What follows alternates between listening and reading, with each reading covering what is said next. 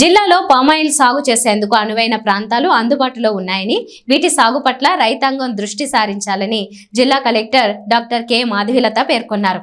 మంగళవారం సాయంత్రం గోపాపురం నియోజకవర్గం దోబచర్ల, నల్లచర్ల మండలాల్లో 3F అక్షయ ఎరువుల కేంద్రం మరియు ఆయిల్ పామ్ నర్సరీని, పామాయిల్ తోటలను కలెక్టర్ పరిశీలించి అక్కడ రైతులతో ముఖాముఖి సంభాషించారు. స్వయంగా వ్యవసాయ శాస్త్రవేత్త అయిన జిల్లా collector doctor K Madhavilatha palm oil తోటలను జిల్లాలో విస్తరించే అవకాశం, క్షేత్రస్థాయిలో ఆయిల్ పామ్ నర్సరీ, ఎరువుల కేంద్రాన్ని సందర్శించడం జరిగిందని తెలిపారు. ఈ క్రమంలో అధిక విస్తీర్ణంలో పండిస్తున్న ఆయిల్ పామ్ తోటల యాజమాన్య విధానాలను క్షేత్రస్థాయిలో అధ్యయనం చేశారు. రైతులతో సంభాషించారు.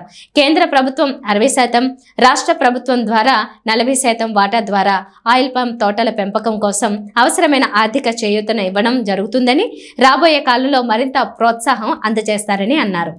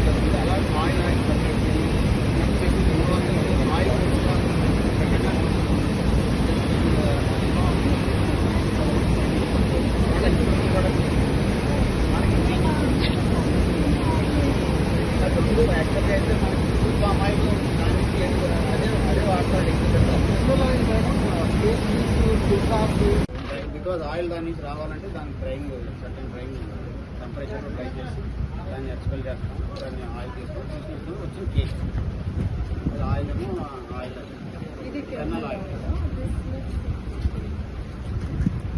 అదేమో ప్రూవ్ రిఫైన్ చేసి వేసుకొని వాళ్ళు